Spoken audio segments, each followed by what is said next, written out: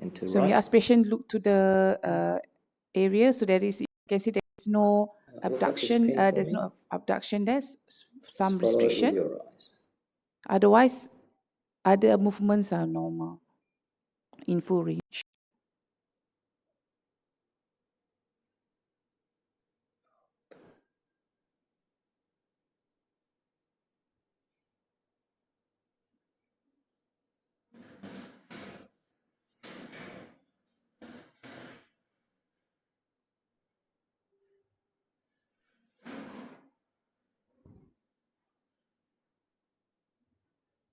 Good.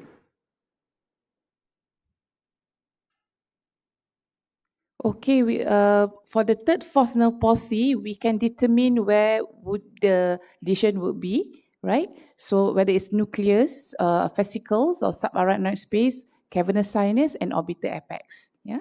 So for supranuclear, more presented, they can either presented in whether in the form of internuclear ophthalmoplegia 1.5 syndrome, gaze paralysis, either vertical or horizontal or skew deviation. So for this patient, he has vertical gaze palsy. So just to see the example, you can see that he was unable to lift up, and each time he looks to the right and left, there is some deviation there. So he can't. He's trying to lift up his eyeball, but he's having difficulty to do so. Tengok kiri, kanan atas. So he has pineal tumor, right? So we come to a conclusion that our patient having proptosis, optic nerve dysfunction, right abducen signal palsy, retrobulbar pain. I felt that this patient was having impending orbital apex syndrome, but without hypoesthesia of ophthalmic division, any ptosis or trochlear nerve involvement. So what are the possible causes? So I think we thought that it is chronic. He was presented from July 2022 to 2023 to March 2024, and then the presentation was insidious, proptosis with resistant to retropulsion. So there is mass there. So when you talk about mass, is it possible of benign tumors? Because highly because of the insidious presentation with the proptosis and resistant to repulsion, it means there's a mass there. It can be schwannoma, it can be meningioma, though meningioma usually presented more in slightly elderly, slightly older age group and in ladies. It can be malignant, but less likely because usually it's more speed up. The presentation will be more acute setting. Another thing that we need to think of is actually any inflammatory causes, because there is he has retrobulbar orbital pain as well. All right, I'll save later for the updated on the progression. Thank you.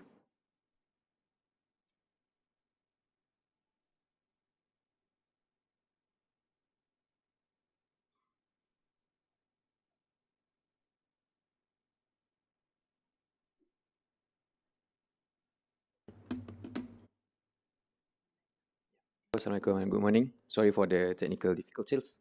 So I am Dr. Izzat Arslan from Radiology Department. So I will share with you today on the imaging side of how this tumor appears on this patient.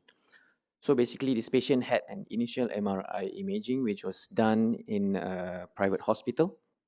And from these two images are the T1 and also T2 and also a T2 flare. On the left side is the T2 weighted sequence. On the right side is the T2 weighted sequence, which is suppressing the fluids. So you can see that over here, that in this first blue arrow, there is a hyperintense lesions which situated in the right orbital apex. And then you can see that there is a little bit of displacement of the optic nerve of the right orbit. And then you can see on the T2 flare, okay, the signal is not suppressed, which means that this tumor has original hyperintense signal on T2 weighted. Okay, another thing that I would like to show you that there is a subtle hyper-intense signal in the pons, which is not really well seen. I think you can really a little bit appreciate it over here. Okay, there's a little bit of hyper-intense signal, not much seen on the T2 flare sequence. Okay, and on DWI we can see that, sorry, this is on SWI, which shows area of blooming artifact on the pons, on the right hemipons. Okay, on the right orbit, we do not see any blooming artifact from the tumor, and this is on the T1 sequence on the left, and on the right is T1 post-gadolinium or post-contrast administration. And you can see that this tumor exhibits the low or iso-intense signal to the extraocular muscles, and then it enhances in post-gadolinium study. And you can also see some mild enhancement in the lesion that we are seeing in the right hemipons. Okay, so this lesion in the right orbit, orbital apex measures about 1.2 cm in AP dimension, 1.5 cm in width, and 1.5 cm in craniocaudal length. And on DWI, we do not see any restricted diffusion exhibited by this right orbital mass lesion or the right hemipons lesion. So this is, I would like to show you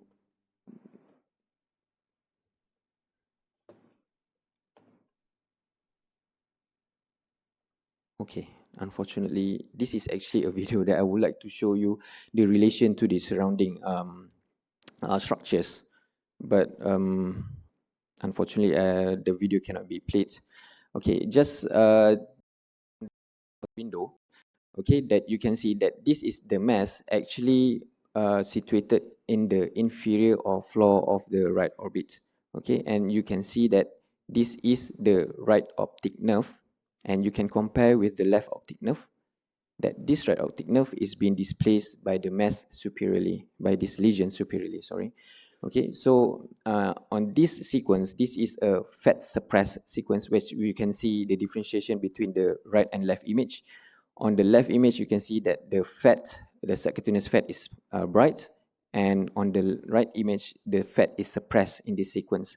So it will exhibit the differentiation between fat component which present within this lesion. However, in this case, we can see that some of the enhancement is not homogeneous. We can say that it's a little bit of heterogeneous patchy enhancement, still though it shows an enhancement, and this lesion basically displaces the right optic nerve and also the medial rectus muscle. In this case, the right inferior rectus muscle is not seen, although I would like to show you in this video, but unfortunately I cannot let it play. Okay, let's try.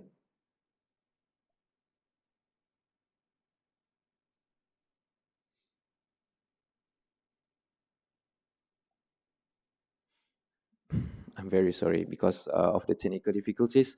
I was supposed to play a video and I would like to show you the margins of the lesion with this mass. However, due to these technical difficulties, I have to change my laptop, so I couldn't show you the relation to the surrounding structures. Okay, so this one is also another video. Unfortunately, I cannot share with you. I just want to show you how the lesion actually displaces and occupies. So at this point of time, our impression was a right intracoronal enhancing tumor with mass effect onto the right optic nerve. And then the right hemipontine enhancing lesions suggestive of a benign capillary telangiectasia. From the features that we have from the intracoronal enhancing tumor, this is most likely to represent peripheral nerve sheath tumor, or another possible differential is a meningioma or a lipoma. Okay, another possible differential is also an orbital pseudotumor, but orbital pseudotumor is usually affected at the insertion site of the orbits, more on the anterior aspect. So however, the possibility of pseudotumor is still does not exclude in this case, even though with the features of the atypical features of this lesion. So this patient underwent a CT scan, and from the CT scan here, that on the left side is the plain and on the right side is the contrasted scan. And you can see again the lesion on the right orbital apex. It has some mild enhancement, though we cannot really appreciate it, but based on the Hounsfield unit assessment on the CT scan, it displays a significant enhancement, more than 20 Hounsfield units. So it is an enhancing, rather a mildly enhancing lesion. And this is on the bone window, and as you can see that there is a little bit of benign scalloping that occurs surrounding the bony structures, and you can see that a little bit of bone remodeling or thinning of the medial and as well as the lateral orbital wall. So this actually suggests that this is actually a slow growing benign lesion rather than a malignant lesion. So the conclusion again is a right intracorneal enhancing tumor about the same size with surrounding orbital wall remodeling or smooth scalloping, likely a benign tumor. And then the patient presented with worsening eye symptoms, and we repeated an MR imaging for the patient about 6 months apart on February this year. And again, I'm showing you this one is the left side is the T1 sequence. The right side is on the T2 sequence. Again, it shows iso-intense or hypo-intense to the extraocular muscles on T1, hyper-intense signal on T2 to the extraocular muscles. Okay, this is on flare sequence, and this is on post-contrast study. And you can see that the post-contrast study here that the lesion is actually enhancing, although some heterogeneous enhancements can be appreciated. Again, we see the same similar right hemipontine lesion. This is the benign capillary telangiectasia. And the size is actually increased during this scan, on the February scan. You can see previously it was 2 and now it increases to 2.4. It was previously width was 1.5 and now it's about 1.7. And the CC was about 1.7. Now previously was 1.5. Okay, this was the previous dimension. And in this sequence, this is on T1 post-gadolinium study. We can see that this is the lesion, okay, on the right orbit in comparison to the earlier MRI. And you can see that it is actually now extending further. It is increased in size from 2.0 previously, and on the latest February scan increases to 2.4. And you can see the extension, the occupation of this lesion that actually occupies the right orbital apex, and then you can see that it also occupies to the superior wall of this right orbital wall. Again, I cannot show you this video, unfortunately. I'm very sorry for the technical difficulties. This is on a sagittal view, okay?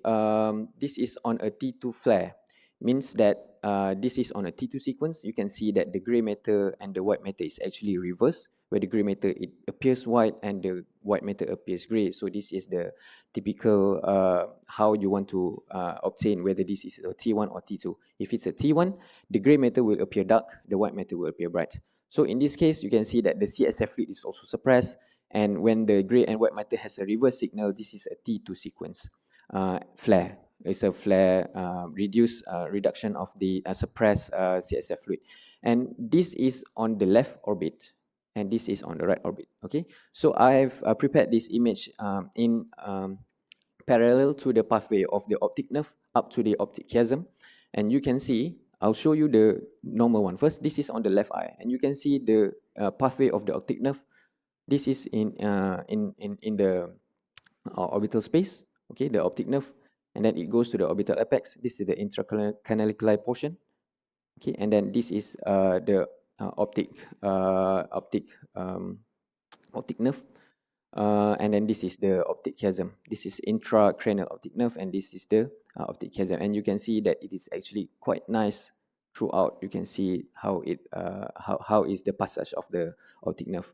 Okay, on the other hand, on the left image here, you can see that this is the optic chiasm, intracranial optic nerve, and this is the intracanaliculi. And then you can see that there is discontinuity over here, which is this is the mass that we see in the right orbital apex, which compresses to the optic nerve and also occupies into the intracanalic portion of the optic nerve on the right side. And you can see that mass is actually compressing and also causing displacement of the optic nerve over here. Okay. So in this latest MRI, the conclusion was is increasing size of the right intracoronal tumor with worsening mass effect to the right optic nerve. I would like to also highlight, if you can see on the right side here, on the right orbits, on the left image here, there's a little bit of hyperintense signal that suggests that this optic nerve is actually edematous as to compared with the left side. And you can also appreciate that the right optic nerve here appears slightly bulky compared to the left side. Okay, and then the conclusion at this time also, there's unchanged appearance of the right hemipontine enhancing lesions, which is in keeping with the capillary telangiectasia.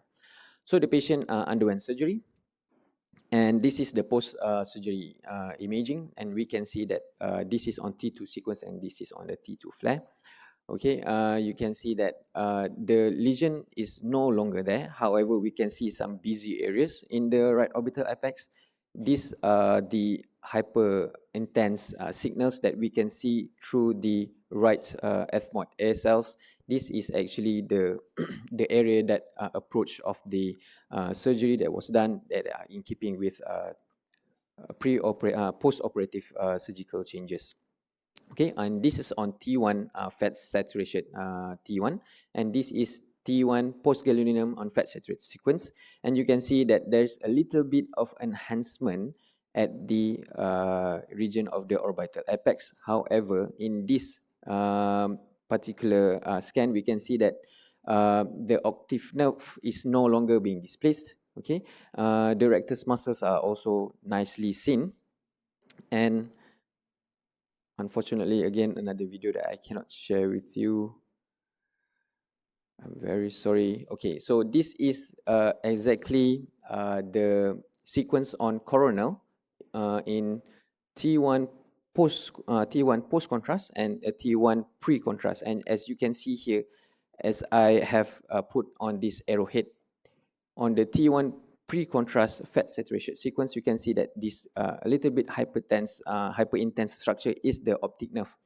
And as to compare with the one in post-contrast, you can see that the surrounding structures here are enhanced, which in keeping with the residual tumor, which still seen encasing the proximal part of the optic nerve. However, in the rest of the MRI sequence, we do not see any abnormal signal intensity within the optic nerve or any hyperintense signal as we can see in the previous MRI on the T2 sequence. Okay, again, this is on sagittal view. You can see that the orbital apex here is still eventually still occupied with some enhancing lesion, which is in keeping with the residual lesion. And this is the optic nerve, the superior recti muscle and the inferior recti muscles, which are intact.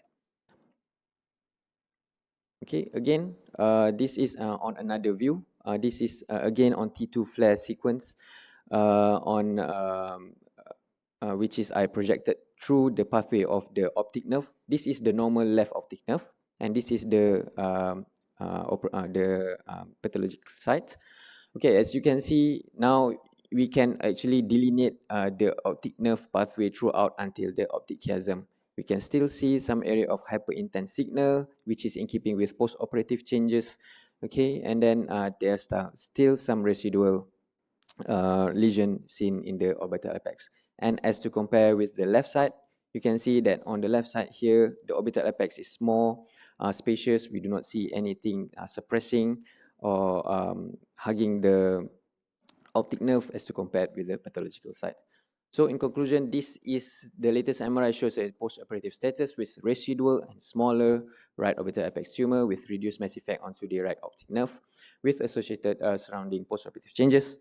And similarly, is a stable right hemipontine CNS capillary telangiectasia. So the discussion based on all these MR images. So the most likely differential based on this imaging would be a peripheral nerve sheath tumor. Most commonly is a schwannoma. For a neurofibroma, usually patient will have underlying neurofibromatosis. So in this case, patient does not have any cutaneous disorder. So this is the less likely diagnosis. Another possibility is lymphoma. However, although lymphoma and peripheral nerve sheath tumor or the schwannoma may exhibit similar similar signal intensity on the MRI, which shows low or iso intense signal on T1, hyperintense signal on T2, and intense enhancement in post-contrast study. Usually, lymphoma were more presented with areas of restricted diffusion because of high cellularity. In this case, we do not see any restricted diffusion on DWI, so lymphoma is down the line.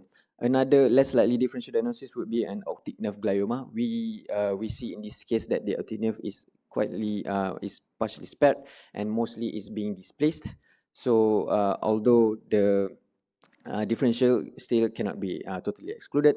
In another case, optic nerve sheath meningioma is also another possible diagnosis in this case. But however, these two, optic glioma and also optic nerve sheath meningioma, it occurs in among all the elderly patients. So of course, it is less likely. And in this case, an intraorbital lipoma is the most down the line because it does not exert any signal intensity that would represent as a fat tissue. Okay, that's all from me. Thank you very much. I am very sorry for the technical difficulties and the videos that I could not show and I cannot share. I'm very sorry. Thank you very much.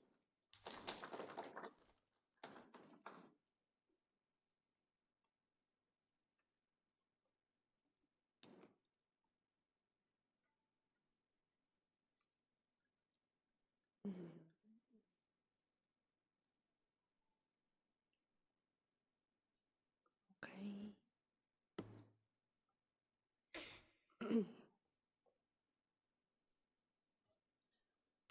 Good morning to consultants, lecturers, medical officers, and fellow colleagues. So my name is Lakshmi. I'm from the pathology department. I'll be talking about the pathology of schwannoma mainly, and also the patient's HPEs.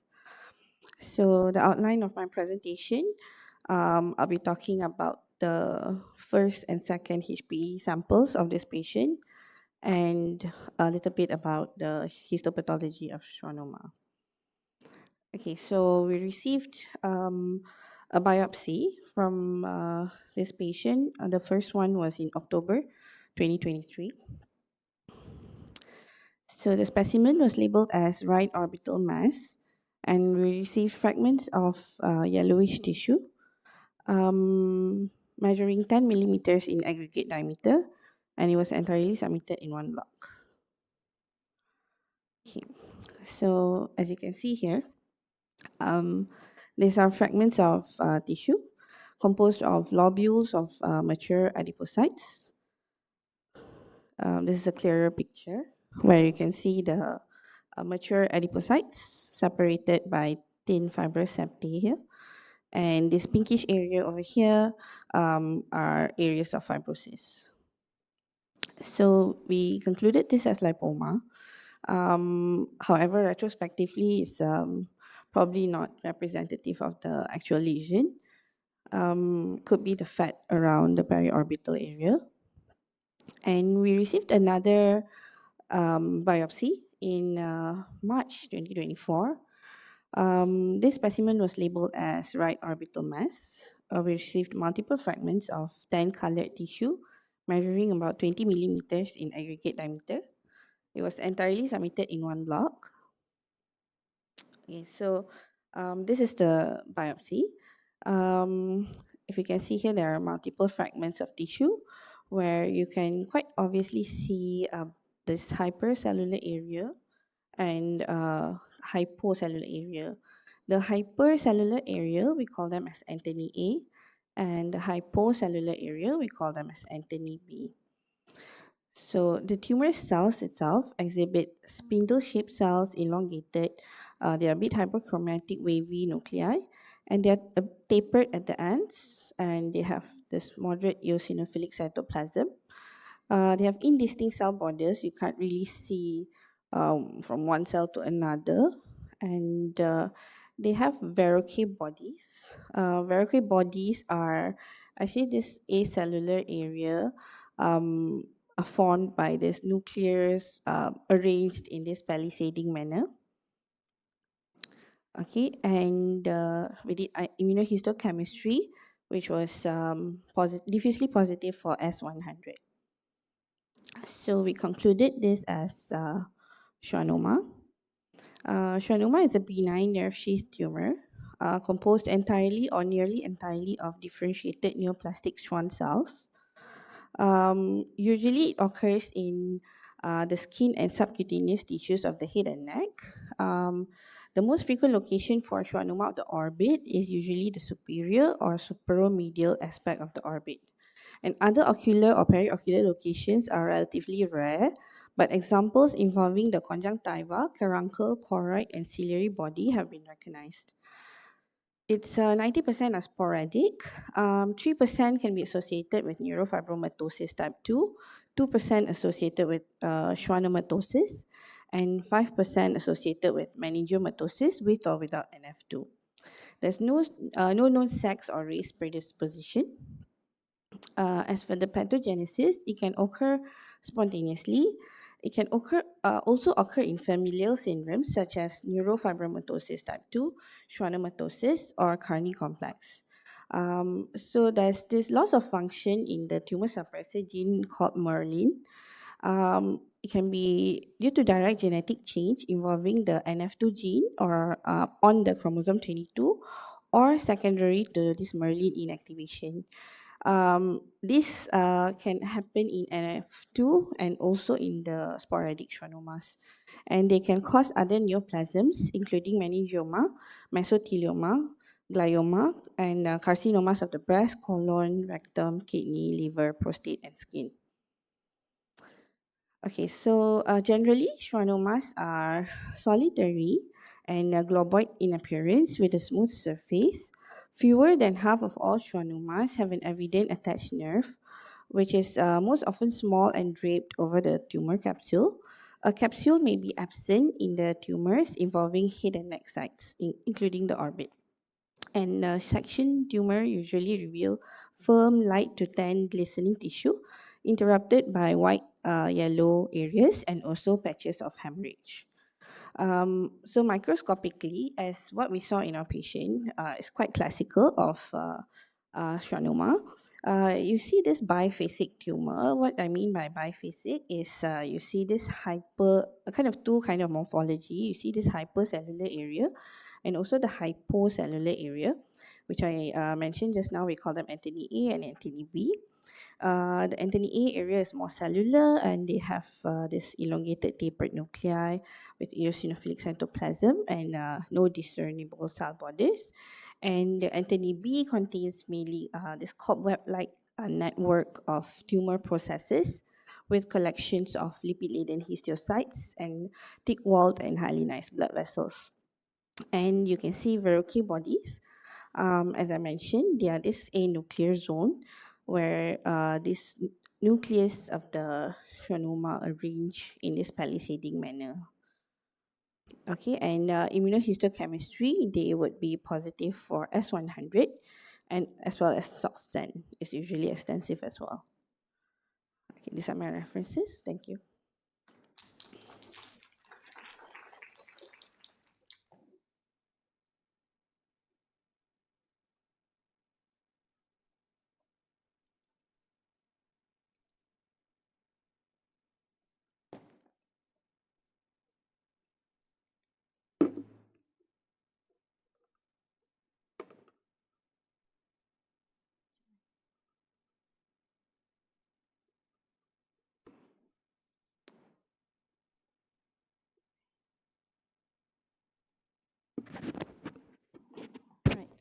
Okay, thank you so much, Prof. Jegan and surgical teams for inviting me to this CPC. So I am from ENT, so my task will be to talk on the endonasal approach of intraorbital tumor. So as many have, as described before, we have patient underwent two surgery, which is the first is a right functional endoscopic sinus surgery with limited septoplasty, intraorbital decompression and biopsy of tumor. And the second one on the 1st March, right endoscopic sinus surgery and orbital tumor removal. So this is the steps that we perform during the removal of tumor.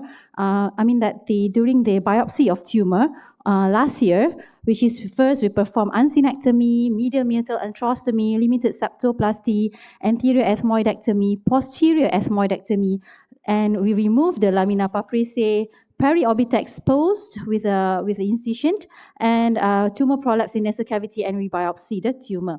So I don't have any surgical videos. I couldn't find the surgical videos, but this is the steps that we perform. This is our own cadaveric dissection. So we, during the cadaveric dissection workshop, we take the photos, how to perform these procedures. So you can see this is the middle meatus. Yeah, I should laser pointer. All right. So this is the middle meatus, middle turbinate. This is the middle meatus, where this is the approach going to the intraorbital region later.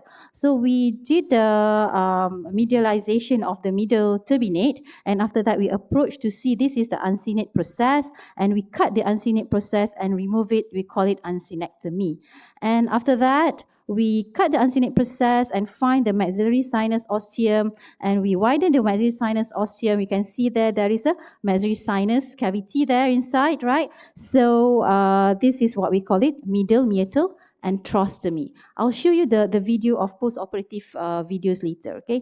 So after that, we found that this patient has a deviated nasal septum. So we couldn't approach to the middle meatus properly when there is a deviated nasal septum, so we did a limited septoplasty. Limited septoplasty is only for approach. If let's say you want to repair the septum properly, you have to do a full septoplasty rather than limited septoplasty.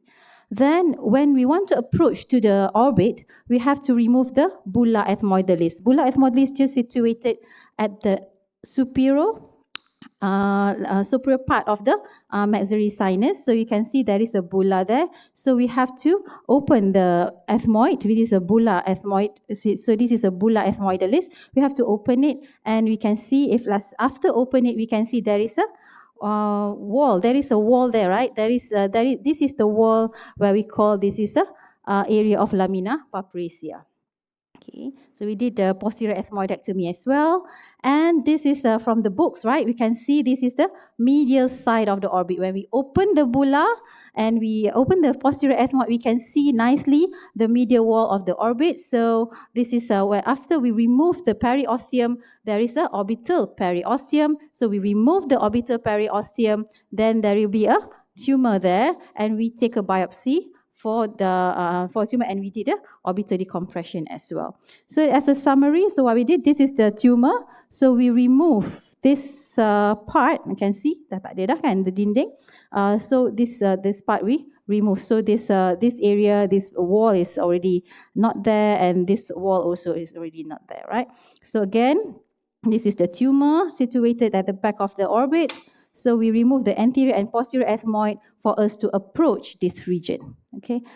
And then for the first March, the second surgery, after the patient has a worsening eye symptoms, another surgery performed. Okay, so this one is a combination with the neurosurgical team. So the right inferior and middle turbinectomy done, nasolacrimal duct we identify, because if let's say you want to remove the whole entire medial wall of the maxillary sinus, you have to identify the nasolacrimal duct, because if let's say you truncate without identify it properly, patient will end up with epiphora. And then we did a medial maxillectomy, posterior septectomy, middle half of the posterior wall maxillary sinus removed until the level of the inferior orbital nerve, periorbital incise, tumor debulking was performed, and inferior orbital wall was reinforced. So this is the video of the patient just before the surgery. So you can see that this is the nasoendoscopic view. So we scope the patient, right? And then this is the nasopharynx of the patient. And then this is the first pass, what we call. We have to go first pass, second pass, and third pass, right? Right. And then, okay, how to fast forward this video?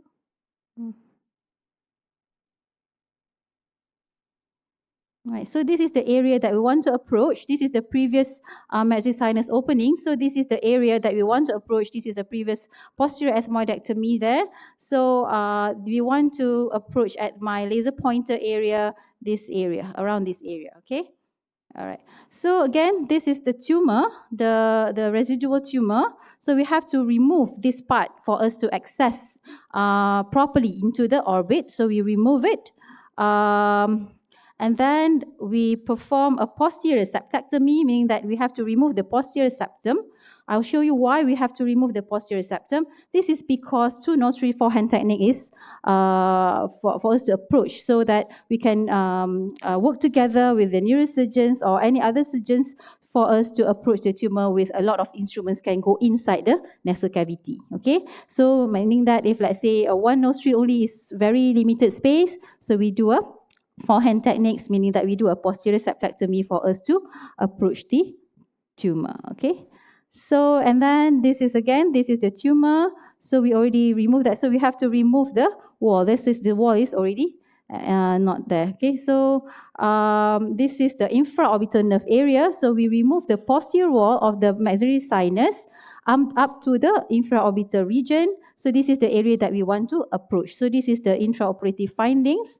I think Prof. Jegan will show the intraoperative video later, but this is the intraoperative findings where the tumor is approached through the transnasal region. So this is the indication when we can do a transnasal approach of the orbital tumor.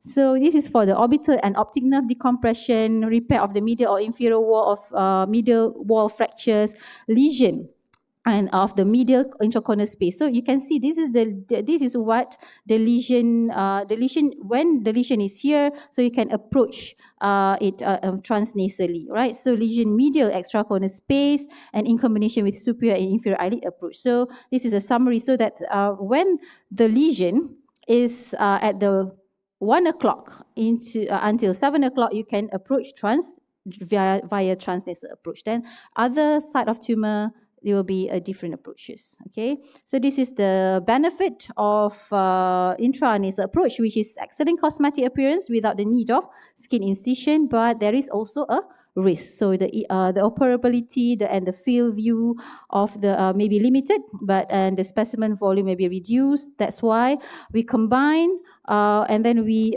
besides removing the medial wall, we also remove the part of the inferior wall of the orbit, okay? And then this is the complication that can happen. This is a complication related to this particular surgery, not endoscopic sinus surgery, right? So endoscopic sinus surgery can have a lot of complication. This is the complication related to this surgery, which is there will be a lot of nerve injuries can happen if, let's say, we didn't operate, do the surgical, we didn't provide the surgical properly, right? So I think that's all for my presentation. Thank you.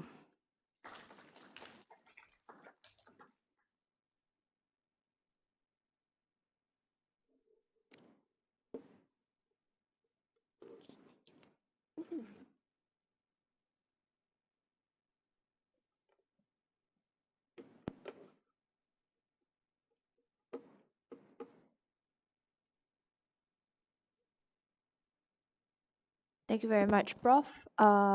Before we invite Prof. Jegan to join us, I'll be talking about a brief anatomy of the intracorneal versus extracorneal region. Right.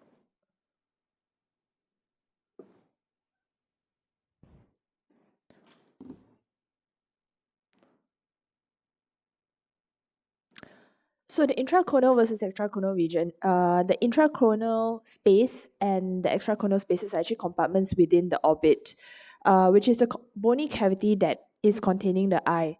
So usually tumors in these regions can affect vision and eye movement, and most of the time these patients may actually present with proptosis. So the intracorneal region would be this part in green. The extracorneal will be whatever that's outside the your rectus. So the one in extracorneal will be the area in blue.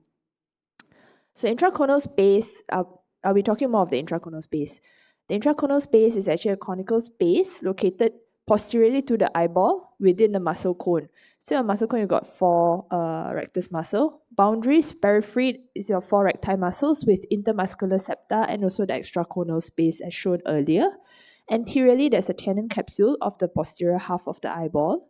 And posteriorly, there's a tendinous ring at the orbital apex. So there are multiple contents that's actually within the intracorneal space.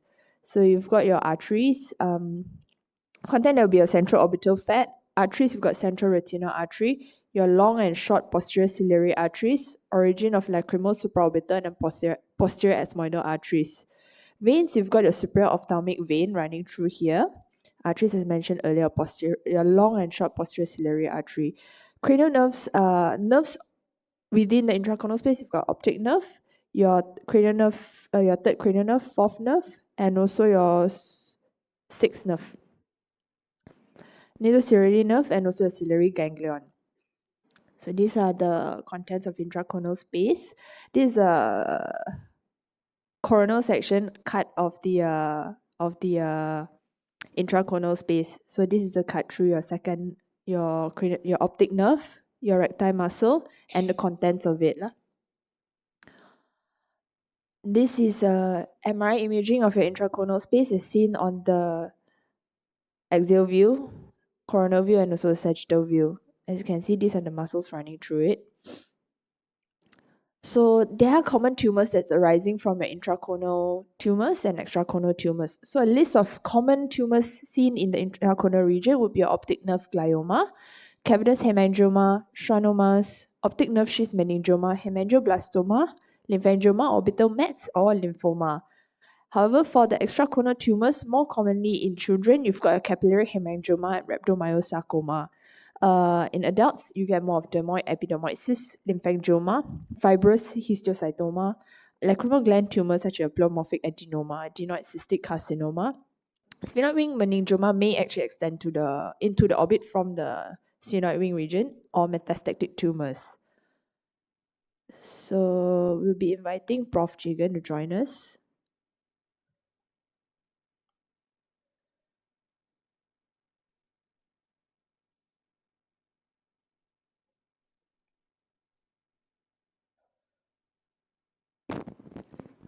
Morning, everyone. First, I'd like to thank all the speakers who have kindly joined us today from Ophthalmology, Othmaliza, Izzat from Radiology, Farah, thanks, and also Rina from Pathology. I can see the auditorium is exceedingly crowded today. There's no space for people to take up more spaces. And it's always nice to be the last presenter because the attention span is about half an hour. So now we are already reaching 1 hour. So I guess we are heading towards the sleep time. Right. Okay, that's me.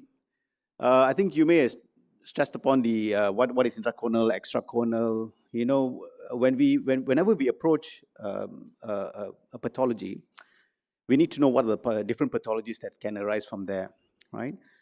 Now, the difference is in intracorneal region tumors, the vision loss is very early, right? You have ocular dysmobility, you have axial proptosis. Extracorneal lesions tend to be outside the capsule, outside the muscles, and proptosis is in early manifestations. The thing is, for intracanalicular tumors, the optic canal is probably the most important region that you need to address. Lesions in that area can be rather devastating, just like this patient. Now, I think the reason why we have got all these people here is to stress the importance of investigations prior to embarking on an operation. I don't know how many of you all are postgraduates here, but I think this is probably where you need to sit down and plan your strategy or your pathways, like using a Waze, trying to get from HUKM to one of the nearest pubs. So blood tests, CT scans, MRIs, they give you a pathway. They tell you what the anatomy is around the region where you're going to approach and how you want to avoid complications. Orbital tumors are difficult. You have got all sorts of pathologies that arise from there. But I think multidisciplinary approach is the mainstay. The aim is to preserve vision, functional preservation for all surgery, functional preservation, trying to maintain its mobility, and of course the vascular structures around there. All those who thought that anatomy and physiology was boring in your first year, it'll come to haunt you when you are in your final year and when you're postgraduate, right? Because that's where everything is. You need to know your anatomy and physiology. And hence, MRI and all these things are relatively important. We identify safe zones where we can approach the tumor and debulk it. Again, anatomy, if you know this in the orbit, I think you're pretty safe. I'm sure most of the ophthalmologists and trainees will know this by heart, so I'm not going to go into that. How do we approach the orbit? There are many ways. In a traditional way, we used to approach it transcranially. You can also go transorbital, mainly done by the ophthalmologist, and also endonasal. Now, again, like Farah mentioned, we have got different zones that we can enter for different types of tumors. So looking at the orbit, it's a round little structure, so you can draw a little clock face to it. 12 o'clock beginning superiorly and 6 o'clock inferiorly. You can see that tumors in the 1 to 6 o'clock region are best to be approached laterally, either through a craniotomy or a lateral approach. From 10 to 8, you have got this sort of minimally invasive or minimal access areas where you can do a lateral lobotomy. And tumors from 1 to 7, that's pretty interesting that we can actually access these lesions through an endoscope. And of course, the third one is through various ophthalmological procedures. Again, this is gruesome pictures. This is through a craniotomy that we have done many, many times for various pathologies. We take off the frontal temporal region. It's called a pterional craniotomy. If you want to go slightly deeper into the orbit, we take out the orbitozygomatic processes, which is the roof of the orbit as well as the lateral aspect. You can just fill in the side of your face. Now people have started doing supraorbital keyhole approaches for small tumors in the probably in the roof of the orbit. Lateral orbitotomy, I'm not going to touch on that. We rarely do it. I think it's done by the ophthalmologist. We do a small kentotomy on the lateral aspect of the eye and take off the bone on the lateral aspect and remove small tumors in that area. These are all ophthalmological procedures that are probably being done in the centers. The endonasal approach is probably what we're going to be more interested in now. You can see it is mainly accessed by the medial aspect of the orbit, any tumors in that region. That's because the area that we can access is through the nose. We'll show you that in a while. I don't think I'm going to touch on this. We are running out of time. So endoscopic surgery is minimally invasive. It's not minimally invasive. It's probably minimal access, right? It's keyhole, it's endonasal. The reason we do that is because we can see all these structures which previously you can't. Even through a microscope, you're probably going to be struggling with this. You can see that. Where's the pointer? All right. So this is the optic nerve. This is a cadaveric dissection optic nerve. This is your infundibulum, and this is your pituitary gland. And these are your superior hypophyseal arteries that you probably will not, or you will probably struggle to see if you're going to do a transcranial approach. But with an endoscopic approach, which is a live patient, you can see the optic nerve, the infundibulum, the beautiful vascular structures around that region, and you can also see the pituitary gland. So we have approached, we have done multiple endoscopic operations over the years. We have done a transphenoidal, transplanum, transcribiform. These are different levels of endoscopic approaches to the skull base. Of course, as it becomes further from the midline, it becomes a bit more challenging. We can go down into the clivus. We can go down into the anterior arch of C1 and C2, actually. And this is the midline. In the sagittal plane, you can go from medial to lateral all the way down into the temporal lobe and into the jugular furments, actually. So this is our patient. Like Farah said, initially we used to start off with a unilateral or uninostril approach. Now we do binostril approach with, of course, with the help of the ENT surgeons. And you can see that cosmetically it's very attractive too. So these are some of the patients that we have done, when we first started off way back in early 2000s, I think. And you can see that we can approach large tumors through the endoscopic approach. These are tumors extending into the third ventricle, which we can be approached through the endonasal approach as well. Clival tumors, I don't know whether you can appreciate the clival tumor here compressing onto the pons. I think there's another picture here. So this is actually the pons, and this is a tumor going into the pons. We actually did that endoscopically as well and got the tumor out. So this chap was rather interesting because we had never ventured into the orbit through the endoscope. So I thought this would be something very interesting. And I think if you're going to approach it, so we had a long discussion as to how do we approach this. Going laterally, I think, is going to be a bit of a challenge. The reason why it's a challenge is because we need to go through all these structures laterally. We need to go through the optic nerve, the ophthalmic artery, all the lateral structures in the wall. So we thought that may not be the best way. So we decided to go endoscopically. As you can see, the uninasal and binasal approaches are very helpful for this patient, and that's how we approached and removed this tumor.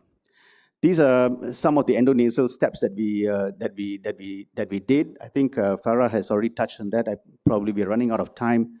So I think the important structures here to identify would be your medial rectus muscle, which is probably the first structure you're going to encounter when you're approaching the orbit endonasally. And you need to retract these medial rectus muscles superiorly and the inferior rectus inferiorly, and you get to access into the tumor in that region. Right. So these are some of the videos. I hope it works. Right. So this is just to show you, it's a horrible video. We unfortunately couldn't get a proper one. So that's not my hand, by the way. This is the periorbiter.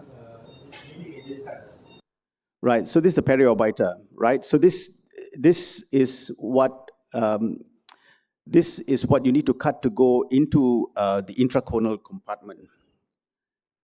Right.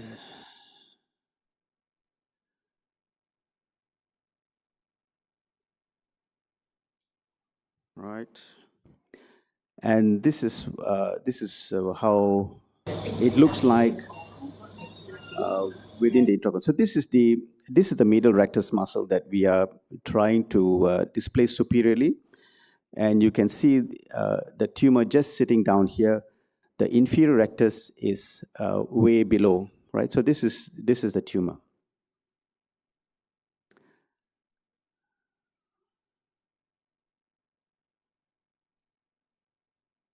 Right, and this is how we removed the tumor, and this is the tumor coming out, and this is the sort of a piecemeal removal of the tumor that we did. Okay.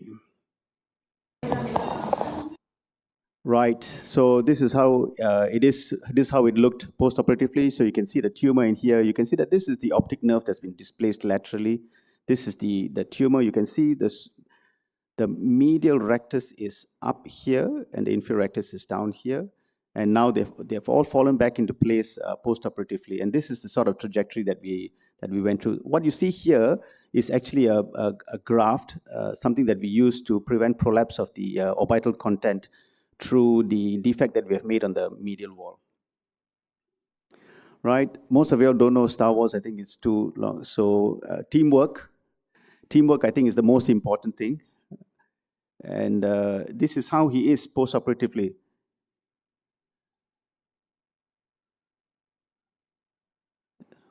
Okay, so it's not playing. Is it playing? No, it's not playing. So anyway, his vision is completely intact. For those who don't know Star Wars, yeah, teamwork, lah. So I think we need to work together. So that's how we are progressing in all aspects of medicine. Thank you. Right. I think we are out of time. We are running out of time. If there's any burning questions, anyone with any burning questions, we would take it.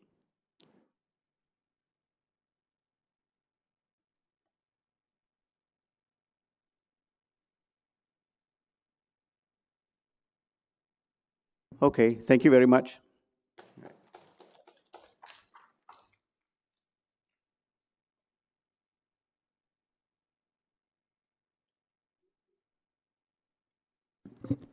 Thank you everyone for attending our CPC today. As for medical students, I think there is a session of Kahoot after this. Once again, I'd like to thank all presenters today. Thank you, Dr. Othmaliza. Thank you, Prof. Thank you, Dr. Izzat. Thank you for coming.